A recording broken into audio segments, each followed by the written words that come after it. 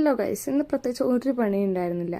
അപ്പം അമ്മ എന്നെ പിടിച്ച് നിർത്തി തലയിൽ എണ്ണയൊക്കെ വെച്ച് നല്ല മസാജൊക്കെ തന്നിട്ടാ. അയ്യോ എന്ത് രസമാണെന്ന് അറിയാം, എനിക്ക് ഭയങ്കര ഇഷ്ടമാണ്. അങ്ങനെ ഫുഡൊക്കെ കഴിച്ച് കഴിഞ്ഞ് ഒന്ന് കുളി കഴിഞ്ഞതും അങ്ങനെ കിടന്ന് ഉറങ്ങിപ്പോയി ഗൈസ്. കാരണം തലയിൽ എണ്ണയൊക്കെ വെച്ചിട്ട് കുറേ ആയി. നല്ല ഉറക്കം കിട്ടി എനിക്കിന്ന്. അങ്ങനെ ഒന്നും ഓരോ ഒക്കെ കഴിഞ്ഞ് വൈകുന്നേരം നോക്കുമ്പോൾ അമ്മ അടുക്കളയിൽ ഉണ്ണിയപ്പത്തിൻ്റെ പ്രിപ്പറേഷനിലായിരുന്നേ. പോരാതെ ഇവൻ്റെ വെറുപ്പിക്കൽ, ഇതെൻ്റെ അനിയനാ. പാവം അമ്മയെ ഞങ്ങൾ രണ്ടുപേരും ചോദിച്ചുകൊണ്ടേയിരിക്കും. രണ്ടുപേരും അല്ല, വീട്ടിലുള്ള എല്ലാവരും ഇങ്ങനെ വെറുപ്പിച്ചുകൊണ്ടേയിരിക്കുകയാണ്. അതാണ് അവൻ്റെ മെയിൻ പണി. പുറത്ത് നല്ല മഴയുണ്ട് കേട്ടാ.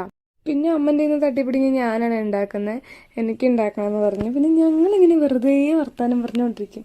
ഈ അടുക്കളയിൽ നല്ല വൈബാണ്. എന്തെങ്കിലുമൊക്കെ ഉണ്ടാക്കിക്കൊണ്ട് അമ്മയോട് ഇങ്ങനെ ഓരോ കാര്യങ്ങൾ സംസാരിച്ചിട്ട് അമ്മയുടെ പഴയ കാര്യങ്ങളും അങ്ങനെ ഓരോ കാര്യങ്ങളും ഇങ്ങനെ പറയും. പിന്നെ ഞങ്ങളുടെ അടുത്ത് അടുപ്പത്ത് വെച്ച് പിന്നെ ഞാനും അമ്മയും കുറേ അമ്മയുടെ കഥകളൊക്കെ പറഞ്ഞു തരാം. അപ്പം ഞാൻ കേട്ടോട്ടാ, ഞാൻ കേൾപ്പിച്ചു തരാവേ. സാധാരണ നമ്മുടെ ഇവിടുത്തെ വയസ്സായി അല്ല, നമ്മളല്ല, ഇവിടെ പാലക്കാട് വയസ്സായവരൊക്കെ കാണുന്നത്. ഞങ്ങളെ നെയ്ബേഴ്സ് കുറച്ച് വയസ്സായ അമ്മമാരുണ്ട്. അവരെന്നെ വിളിക്കുന്നത് പെട്ടാന്നാണ് കേട്ടോ. എന്റെ വീട്ടിലത്തെ കാര്യം ഞാൻ പറഞ്ഞു.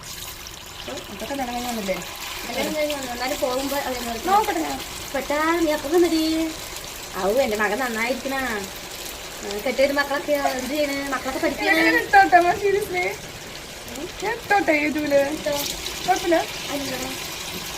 ശരിക്കും റിയാലിറ്റി നമ്മുടെ മുമ്പിൽ എന്ത് സ്നേഹമാണല്ലോ. അയ്യോ എന്റെ അടുത്ത് ആളി കത്തുന്നു ഭഗവാനി. ആ ഫോണങ്ങ് മാറ്റിക്കോ. കൃഷ്ണ, ഒരു അപ്പത്തിന്റെ കത്തിക്കലാണേ.